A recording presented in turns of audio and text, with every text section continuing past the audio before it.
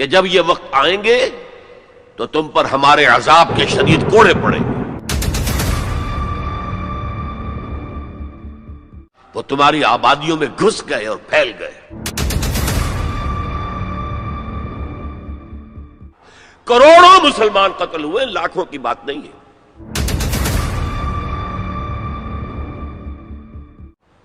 جیسے وہاں دو حصوں میں آیا تھا، کاربن کاپی بتا رہا ہوں آپ کو، کہ حضور صلی اللہ علیہ وسلم نے فرمایا میری امت پر بھی وہ تمام حالات وارد ہو کر رہیں گے جو بنی اسرائیل پر آئے، بالکل ایسے ہی جیسے کہ ایک جوڑے کی دو جوتیاں ایک دوسرے کے مشابہ ہوتی۔ یہ بھی نوٹ کیجئے کہ یہ وہ امت ہے جس کے لیے قرآن میں 4 مرتبہ آیا ہے کہ ہم نے انہیں تمام جہان والوں پر فضیلت دی تھی۔ یا بنی اسرائیل اذکروا نعمتی التی انعمت علیکم وانی فضلتکم علی العالمین، اے بنی اسرائیل یاد کرو میرے انعام و اکرام و احسان کو جو میں نے تم پر کیا، اور میں نے تمہیں تمام جہان والوں پر فضیلت دی۔ بہرحال اس امت اور موجودہ امت مسلمہ امت محمد صلی اللہ علیہ وسلم میں مشابہتیں 2 اعتبارات سے بیان کی گئی۔ ایک اس اعتبار سے مسلمانوں تم میں بھی وہ ساری گمراہیاں پیدا ہوں گی جو سابقہ امت میں پیدا ہوئی۔ لَتَتَّبِعُنَّ سُنَنَ مَنْ كَانَ قَبْلَكُمْ، تم لازماً پیروی کرو گے ان کے طور طریقوں کی کہ جو تم سے پہلے تھے، حتیٰ کہ اگر وہ گوہ کے بل میں گھسے تھے تم بھی گھسو گے، اور اگر ان میں سے کوئی شقی ایسا اٹھا تھا کہ اس نے اپنی ماں سے زنا کیا تو تم میں بھی کوئی بدبخت ضرور ایسا اٹھے گا جو اپنی والدہ سے زنا کرے۔ تو یہ تو ہے گمراہیوں کا معاملہ، امت کے اندر پیدا ہونے والی اعتقادی اور عملی گمراہیاں۔ چنانچہ اس کے ضمن میں جو 10 رکوعوں پر مشتمل فرد جرم عائد کی گئی ہے بنی اسرائیل پر سورہ بقرہ میں، 5ویں رکوع سے شروع ہوتی ہے بات اور 15ویں رکوع کے آغاز تک چلتی ہے۔ اس میں در حقیقت ہم اپنی موجودہ کیفیت کا اس آئینے میں مشاہدہ کر سکتے ہیں۔ وہ ساری اعتقادی اور عملی گمراہیاں ہمارے اندر پیدا ہوئی، اور بنی اسرائیل کے لیے انہی 4 ادوار کا تذکرہ ہے جو ان آیات میں ہے۔ ہم نے یہ فیصلہ سنا دیا تھا، پیش کی بنی اسرائیل کو، وَقَضَيْنَا إِلَىٰ بَنِي إِسْرَائِيلَ فِي الْكِتَابِ، اپنی کتاب میں تورات میں، لَتُفْسِدُنَّ فِي الْأَرْضِ مَرَّتَيْنِ، تم 2 مرتبہ زمین میں بڑا فساد بچاؤ گے، وَلَتَعْلُنَّ عُلُوًّا كَبِيرًا، اور سرکشی کرو گے، بہت اونچی سرکشی، بہت بڑی سرکشی۔ اب یہاں پر حذف سمجھیے، محذوف سمجھیے، انڈرسٹوڈ سمجھیے کہ جب یہ وقت آئیں گے تو تم پر ہمارے عذاب کے شدید کوڑے پڑیں گے، اس لیے کہ آگے جو لفظ وعدہ آ رہا ہے، فَإِذَا جَاءَ وَعْدُ أُولَاهُمَا، تو وعدہ تو عذاب کا تھا، اصل میں یہ تو خبر تھی، صرف یہ وعدہ نہیں تھا کہ تم 2 مرتبہ اپنی تاریخ کے دوران بہت شدید سرکشی کرو گے، اللہ کے خلاف، اللہ کے دین کے خلاف، اللہ کی شریعت کے خلاف بہت فساد بچاؤ گے، اور یہاں جیسا کہ میں نے عرض کیا اب امپلائڈ سمجھیے، اور اس پر ہمارے عذاب کے شدید کوڑے تم پر برسیں گے۔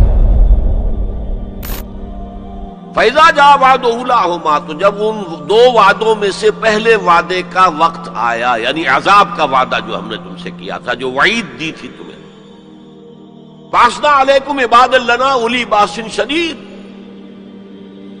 ہم چڑھا لائے تم پر اپنے وہ بندے جو بہت جنگجو تھے، بہت وحشی تھے، بہت فوجی قوت کے حامل تھے، فجاسوا خلال الدیار، وہ تمہاری آبادیوں میں گھس گئے اور پھیل گئے، وکان وعدا مفعولا، اور وہ وعدہ جو ہے پورا ہو کر رہا۔ لیکن ان پر اب جو آئے کوڑے وہ یورپ سے آئے، پہلے گریکس آئے، Alexander the great and Seleucus, ان کی حکومت پر قائم رہی، انہوں نے روندا پاؤں تلے ان کو۔ پھر رومنز آ گئے، رومنز نے فتح کیا علاقہ. اس کے بعد 1948 میں ان کی ریاست امریکہ نے قائم کرا دی UNO کے تھرو. اسرائیل قائم ہو گئی. 1967 میں اس نے اپنی حدود بڑھا لی اور جو 1948 میں اسرائیل قائم ہوا تھا اس میں یروشلم کو 2 حصوں میں تقسیم کیا گیا تھا. مشرقی حصہ مسلمانوں کے پاس رہے گا، فلسطینیوں کے پاس. مغربی حصہ جو ہے وہ یہودیوں کے پاس رہے گا. اب آئیے اس خاکے میں رنگ بھریے امت مسلمہ کی تاریخ کا. دور بنو عباس تقریباً 600 برس کا ہے یا 500 برس کا. ان میں سے 200-250 برس ان کے بڑے عروج کے. پوری مملکت ایک تھی، کنٹرول ایک تھا.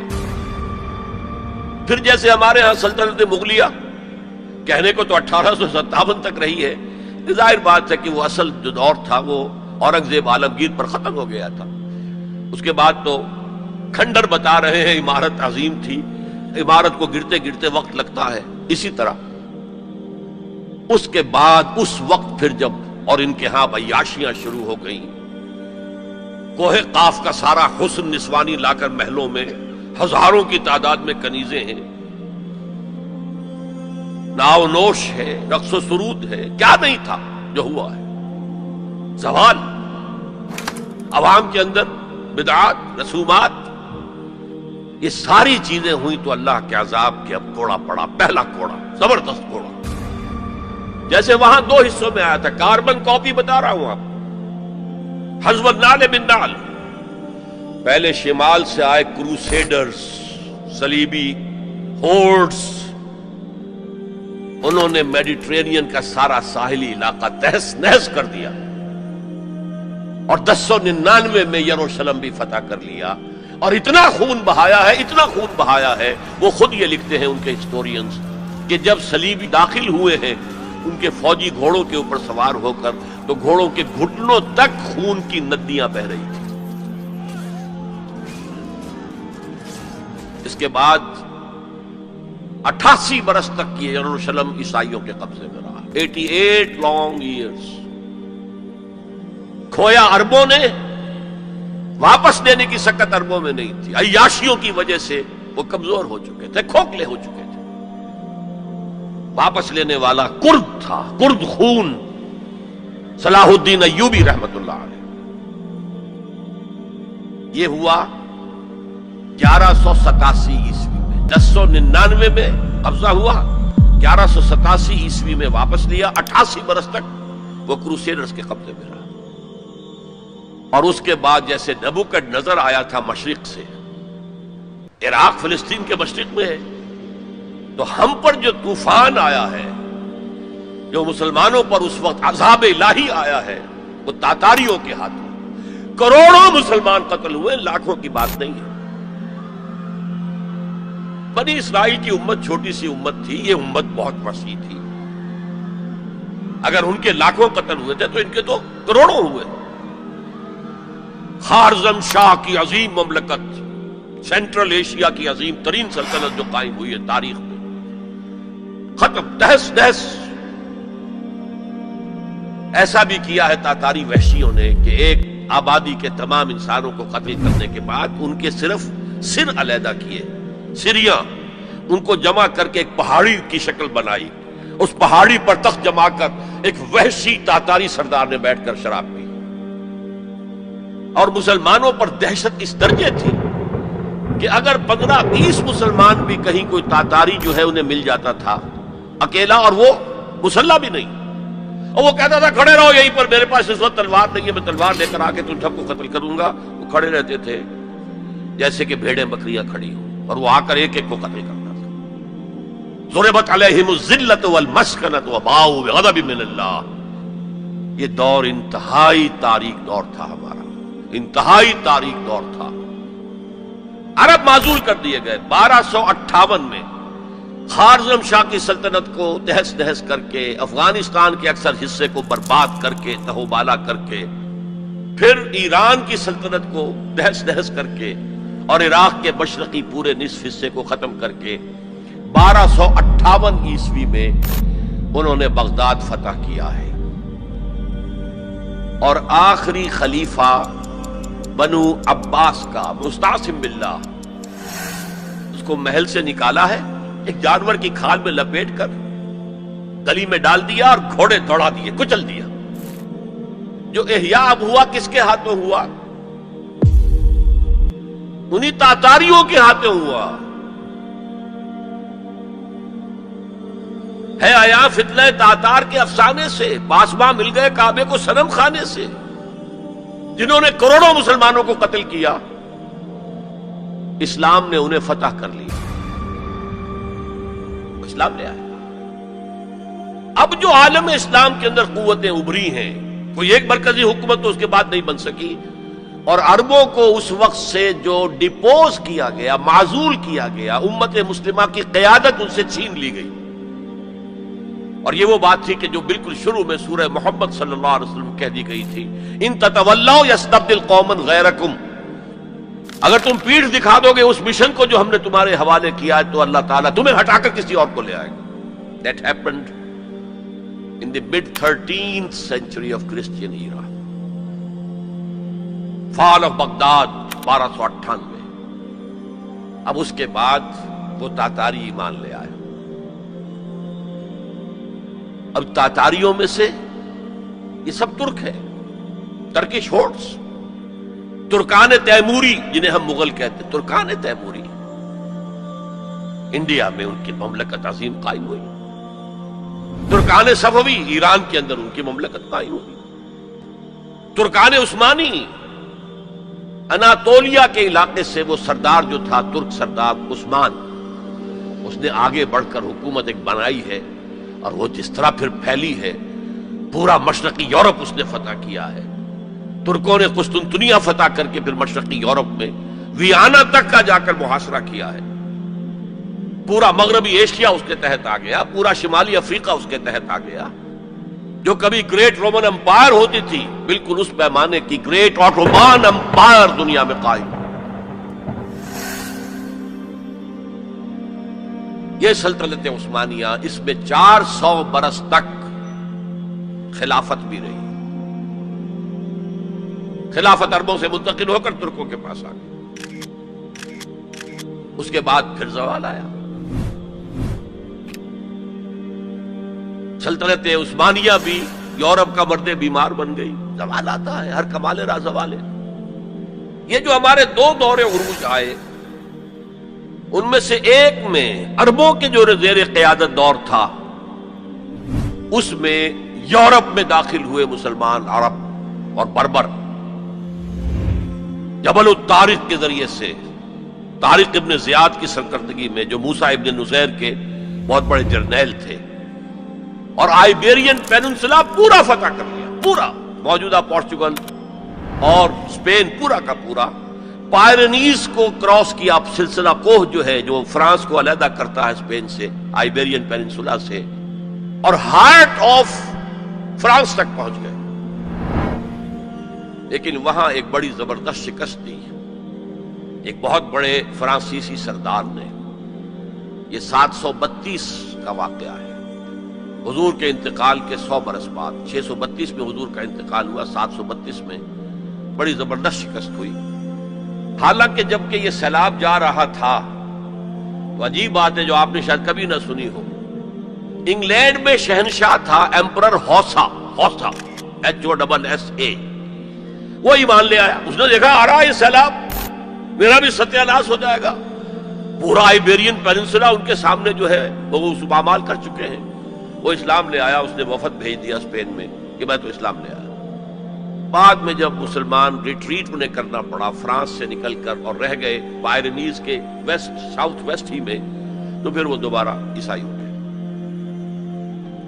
بہرحال دوسرا ہمارا دور جو ہے، اس کے بعد جو زوال کا دور شروع ہوا ہے، دیکھیے جیسے یہودیوں پر یورپ کی طاقتیں آئی تھی، لیکن وہاں صرف یہ فرق ہے کہ Eastern Europe, the Greeks and the Romans, ہم پر جو آئے وہ ویسٹرن سینٹرل یورپ کے لوگ آئے۔ ایک بات نوٹ کر لیجئے، ہسپانیہ کی یونیورسٹیوں نے یورپ کو بیدار کیا، ورنہ اس سے پہلے یورپ ڈارک ایجز، وہ خود کہتے ہیں ہماری تاریخ کا سیاہ دور، پوپ کی حکومت اتنی شدید تھی، اتنی متشدد تھی. سائنس کی تعلیم حرام، فلسفے کی تعلیم حرام. کسی گھر سے اگر سائنس اور فلسفے کی کتاب نکل آئے گھر جلا دیا جائے گا. مسلمانوں کے ذریعے سے جیسے ہمارے نوجوان جاتے ہیں امریکہ پڑھ کر آتے ہیں، آتے نہیں وہیں بیٹھ جاتے ہیں، وہ تو اکثر و بیشتر واپس نہیں آتے. لیکن یہ لوگ آتے تھے.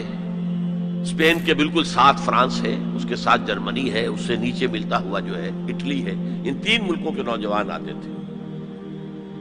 یونیورسٹیز آف ٹولیڈو تولیتلا، یونیورسٹی آف کارڈووا قرطبہ، یونیورسٹی آف گراناڈا غرناطہ، یہاں سے پڑھ پڑھ کر جاتے تھے.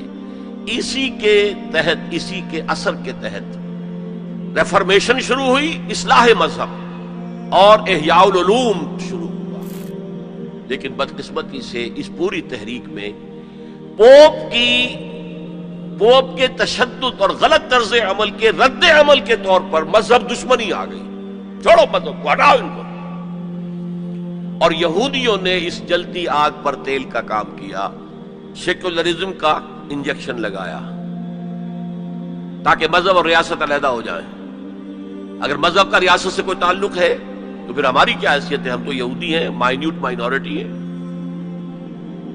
اگر مذہب علیحدہ، سیاست علیحدہ، ریاست علیحدہ تو ہم بھی مکمل شہری ہیں، برابر کے حقوق ہیں ہمارے. یہ انہیں سوٹ کرتا تھا. پھر انہوں نے پوپ کا جب تک حکومت تھا تو سود ہر سطح پر، ہر نوعیت کا حرام تھا، یوزری بھی اور کمرشل انٹرسٹ بھی حرام. لیکن انہوں نے عیسائیت کے 2 حصے کیے. جیسے ہمارے ہاں عبداللہ ابن سبا آیا تھا یہودی یمن سے، اور اسلام کا لبادہ اوڑھ کر اس نے مسلمانوں کے اندر الفتنۃ الکبریٰ پیدا کیا. اور اس وقت سے جو ہمارے ہاں شیعہ سنی کی تقسیم ہوئی ہے وہ آج تک ہے. اسی طریقے سے کرسچینٹی کو انہوں نے پھاڑ کر کیتھولسزم اور پروٹیسٹنٹزم کے اندر تقسیم کر دیا، اور پروٹیسٹنٹس جو ہیں ان کو آلہ کار بنایا. سب سے پہلا پروٹیسٹنٹ ملک برطانیہ. برطانیہ نے پوپ سے اپنا علیحدہ کیا، چرچ آف انگلینڈ علیحدہ قائم کر لیا. اپنا بینک سب سے پہلا قائم کیا، بینک آف انگلینڈ، یہودیوں کا بینک. بہرحال ان طریقے سے ان یہودیوں نے رفتہ رفتہ رفتہ رفتہ یورپ کو اپنے شکنجے میں کس لیا. اب یہ جو رینائسنس ہوا اور احیاء العلوم ہوا اور سائنس کی ترقی ہوئی، نئی نئی ایجاد ہوئی، نئی نئی چیزیں جو ہیں وہ انسان نے تلاش کی، دریافت کی، فورسز آف نیچر، اور انہیں جو ہے ہارنس کیا، انہیں ایکسپلائٹ کیا، انہیں استعمال کیا، تو ایک پاور پوٹینشل پیدا ہو گیا سینٹرل یورپ کے اندر. اور طاقت تو پھر اپنا نفوذ چاہتی ہے ادھر ادھر. کوئی طاقتور پہلوان ہو تو وہ ادھر بھی جاتا ہے کندھا مارے گا، ادھر بھی کندھا مارے گا، تو وہ تو طاقت کا ظہور وہ چاہتا ہے. لیکن نوٹ کر لیجئے، عالم اسلام کا پہرے دار سلطنت عثمانیہ بہت مضبوطی کے ساتھ کھڑے ہوئی تھی. یورپ اور افریقہ جانے کا راستہ بند، کہاں سے جائے؟ The great Ottoman empire standing at a sentinel, ایک سنتری کی حیثیت سے کھڑی. خشکی کے راستے جانا ممکن نہیں تھا. لیکن یہ کہ جو ہے اس سیلاب نے سینٹرل جو یورپ سے آیا ہے طاقت کا سیلاب، اس نے پہلے تو صفایا کیا. یہ دوسرا ڈاؤن فال ہمارا شروع ہو رہا ہے. سب سے پہلے صفایا کیا ہسپانیہ کا. 1492 میں فال آف گراناڈا، آخری مسلمان ریاست غرناطہ کی ختم ہو گئی 1492. اس کے بعد تقریباً 10 سال کے اندر اندر ہسپانیہ کو پاک کر دیا گیا مسلمانوں سے. یا قتل کر دیے گئے، یا جلا دیے گئے، یا کچھ نے عیسائی بن کر جانیں بچائیں، اور باقی کو جہازوں میں بھر بھر کر لے جا کر نارتھ افریقہ کے ساحل پر ڈمپ کر دیے. جاؤ دفع ہو. یہ ہے زوال ثانی ہمارا، اور اس کے اوپر اللہ کے عذاب کے گھوڑے. ہسپانیہ 800 برس جہاں حکومت کی، مسلمان کا نام و نشان نہ رہا. 1492 میں ہوا تھا فال آف گراناڈا. 1498 میں واسکو ڈی گاما نے راستہ تلاش کر لیا مشرق کا. اوٹومان امپائر کو بائی پاس کر کے افریقہ کے مغربی ساحل کے ساتھ نیچے تک جا کر round the Cape of Good Hope, اور پھر وہاں سے مشرق کی طرف جزائر شرق الہند، جاوا، سماٹرا، ملایا، ہندوستان۔ اب یہ کولونیل پاورز اس راستے سے آئے۔ ہندوستان میں فرینچ بھی آئے، انگریز بھی آئے، پورچوگیز بھی آئے، لیکن باقی سب ختم ہو گئے، انگریز باقی رہا۔ مشرق بعید کے اندر ڈچ رہے، اور پھر یہ رفتہ رفتہ یہ پروسیس 20ویں صدی کے آغاز میں اپنے کلائمیکس کو پہنچ گیا، جب پہلی جنگ عظیم کے بعد سلطنت عثمانیہ ختم، حصے بکھرے، بلکانائزیشن جسے کہتے ہیں۔ بلقان کی ریاست میں یہ سب کیا تھی؟ یہ تو ترکوں کی حکومتیں تھیں۔ یہ جو کوسوو میں اور بوسنیا میں جو مسلمان ہیں، یہ کن کی یادگار ہیں؟ باقیات الصالحات کن کی ہیں؟ اسی دور کی، ترکوں کے دور کی۔ لیکن اب سلطنت عثمانیہ بھی ختم۔ عربوں نے انگریزوں کی مدد کی، کرنل لارنس نے عربوں کو آمادہ کیا بغاوت پر۔ عربوں نے بغاوت کی، انگریزوں کی مدد کی، اور خود ہندوستان سے ہندوستانی فوج گئے انگریز کے تحت، اور انہوں نے جا کر انگریز کی مدد کی۔ جنرل ایلن بی کو قبضہ لے کر دیا یروشلم کا، اور جنرل ایلن بی نے جا کر ٹھوکر ماری تھی صلاح الدین ایوبی کی قبر کو۔ سلاڈین، وی آر اگین ہیئر۔ یہ ہمارا زوال جو ہے انتہا کو پہنچ گیا پہلی جنگ عظیم کے بعد۔ وعدے کیے گئے تھے عربوں سے تمہیں آزادی دیں گے، لیکن ہوا کیا؟